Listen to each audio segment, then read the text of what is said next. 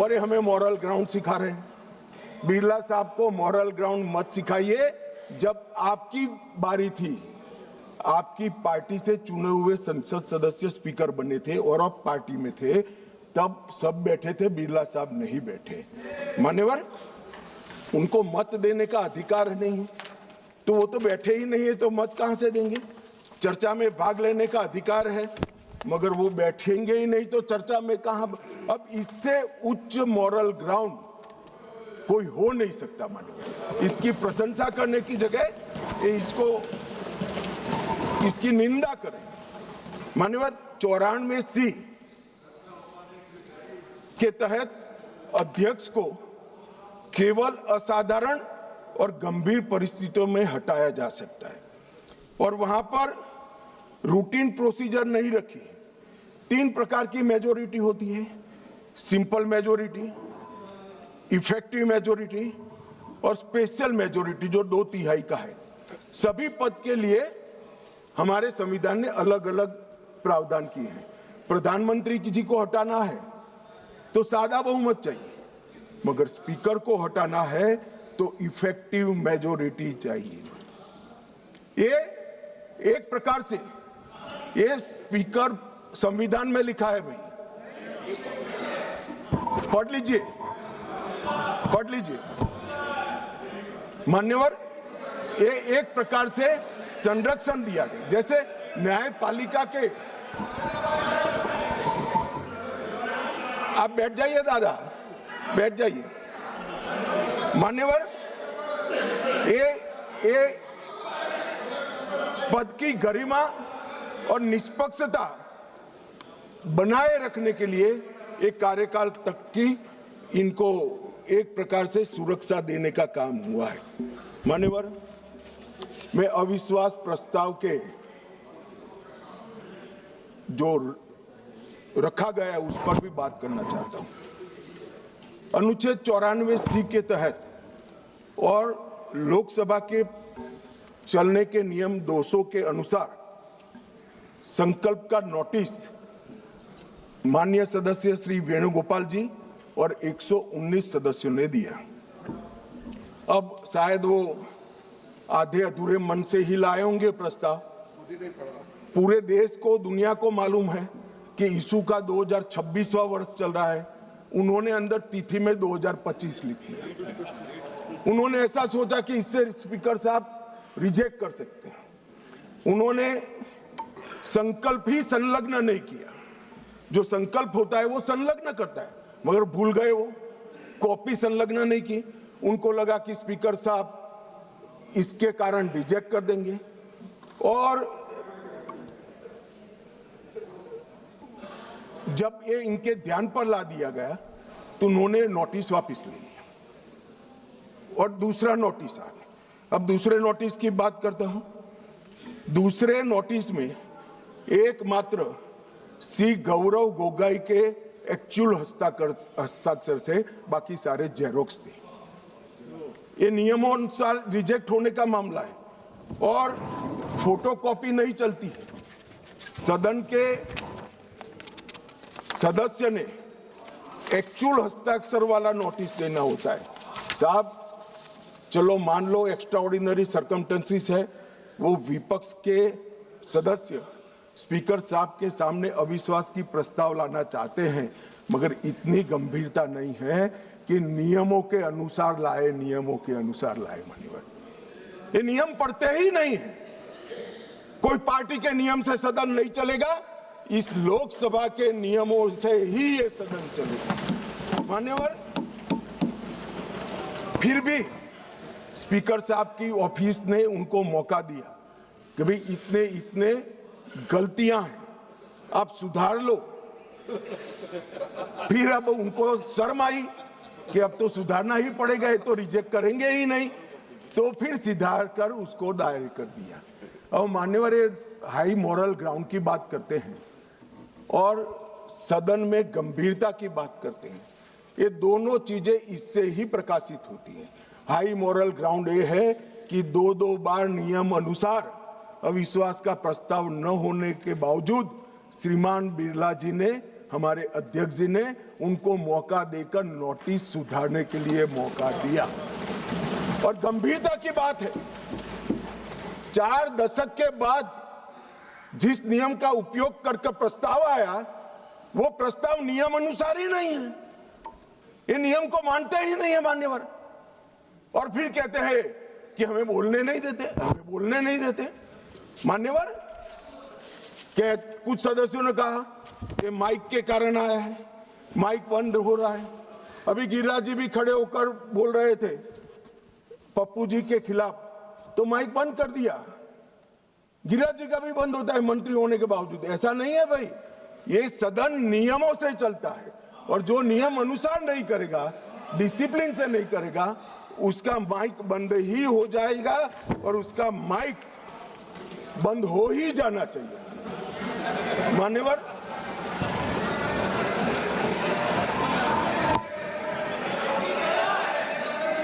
मान्यवर, उन्होंने नोटिस दिया,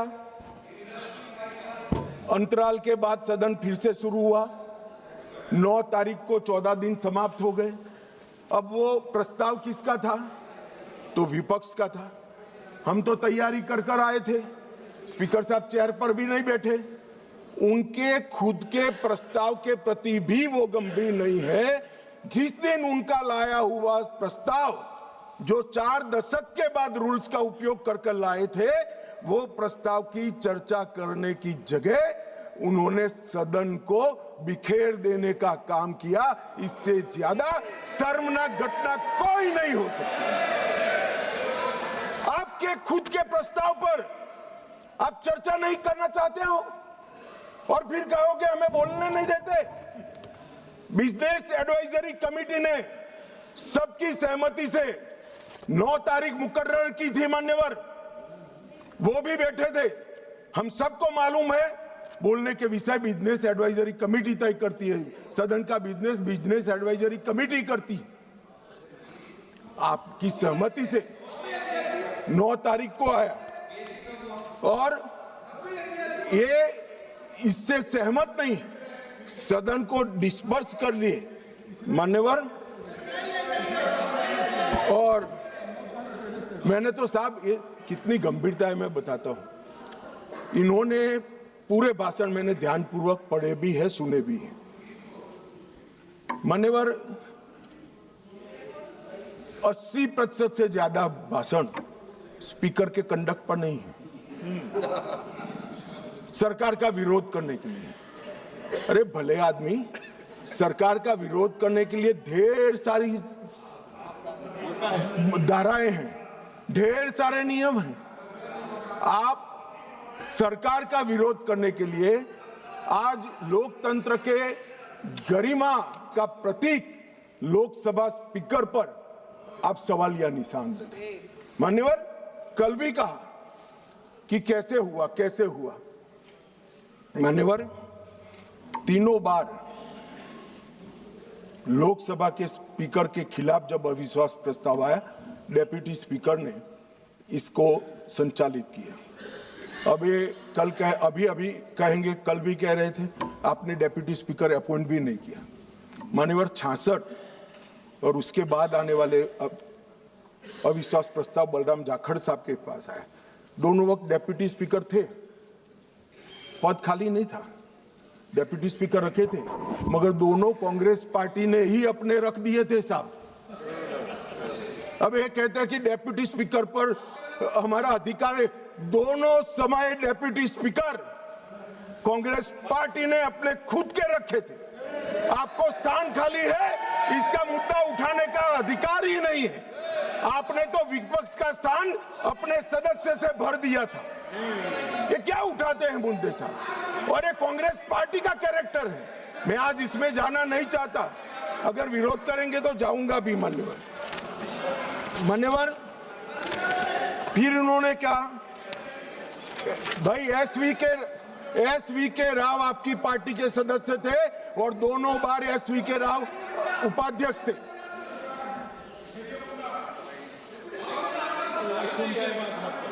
भैया 54, एक मिनट बैठ जाओ। 1954 उपाध्यक्ष श्री एम अनंतशयनम अयंगर कांग्रेस पार्टी के थे। 1966 SVK राव उपाध्यक्ष, वो भी कांग्रेस पार्टी के थे। आप तो विपक्ष को इसका भी, हमने तो कम से कम खाली रखा है आपके लिए, आपने तो खाली भी नहीं रखा, सत्ताधारी पार्टी से ही भर दिया।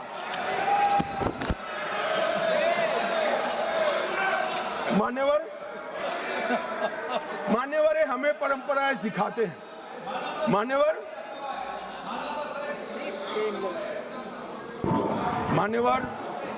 मैं विद्यमान लोकसभा स्पीकर साहब के लिए भी कुछ जरूर कहना चाहता हूं। 16वीं लोकसभा में 331 बैठकें थी, 17वीं लोकसभा में 274 और 25 से अब तक 25 तक 103 बैठकें हुई। 25 में बजट सत्र जो था 118% उत्पादकता वाला हुआ। इंदिरा गांधी जी के समय से अब तक एवरेज उत्पादकता 16वीं लोकसभा की 91%, 17वीं की 91% और 18वीं की इतने डिस्टर्बेंस के बावजूद भी 91% रही है। मैक्सिमम स्पीकर साहब के कार्यकाल के अंदर एक हुआ है। शून्यकाल की अवधि को अध्यक्ष जी ने 5 घंटे तक पहुंचा है। साहब, मुझे भी विधायक सांसद रहते हुए 30 साल हुए, मैंने कभी नहीं देखा रात को 12 बजे तक सदस्यों को शून्यकाल उठाने का मौका हमारे स्पीकर, लोकसभा स्पीकर 202 सांसदों को मान्यवर प्रश्न उठाने का मौका मिला और 19 में जुलाई में 161 सांसदों को शून्यकाल उठाने का मौका दिया गया। मान्यवर अब ये कहते हैं मौका नहीं मिलता है। मान्यवर, नई आवाजों को प्रोत्साहन करना भी स्पीकर का एक नैतिक दायित्व होता है। 19 में रिकॉर्ड 78 महिलाएं संसद में चुनकर आई। सभी महिला सांसदों को बोलने का अधिकार हरेक को 78 की 78 महिला सांसदों को बोलने का अधिकार हमारे स्पीकर साहब ने दिया है।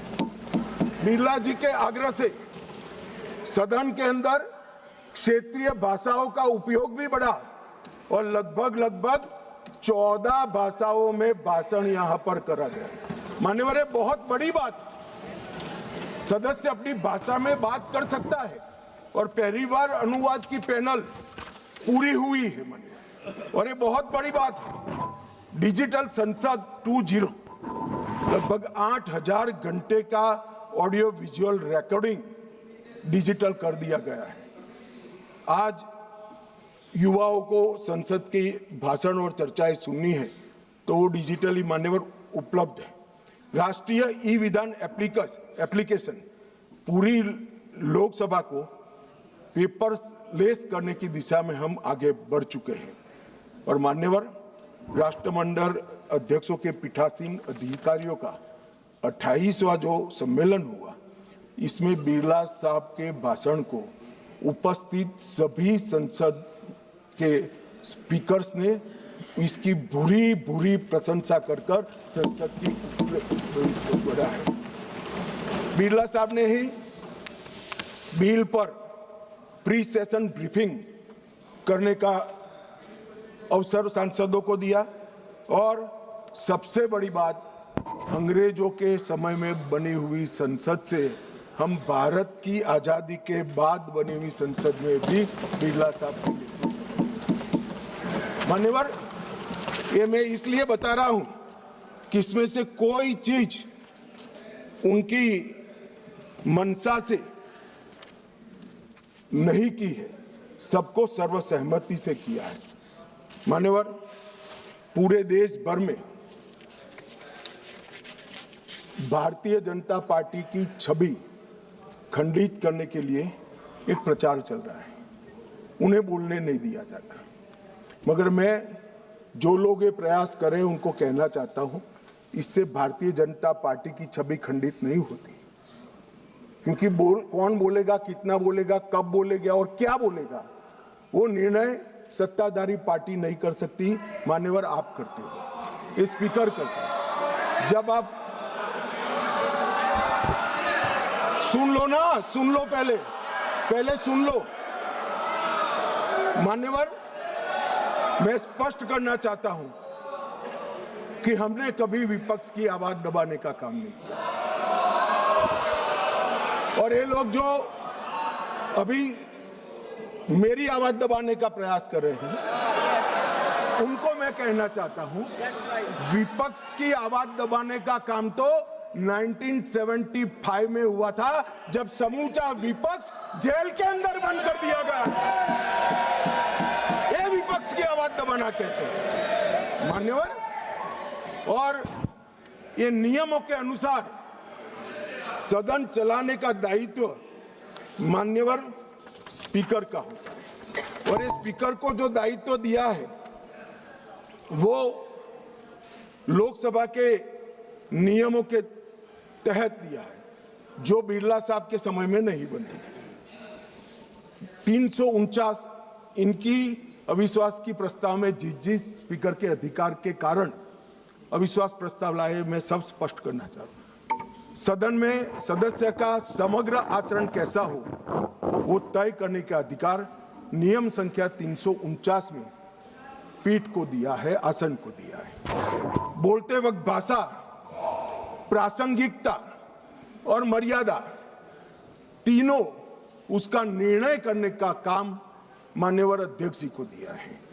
मैंने पहले भी कहा कि मैं आज यहाँ स्पीकर साहब के अविश्वास के प्रस्ताव पर बोल रहा हूं, तो इस देश में माओवाद समाप्ति के कगार पर आया, इस पर नहीं बोल सकता, इसकी प्रासंगिकता नहीं है।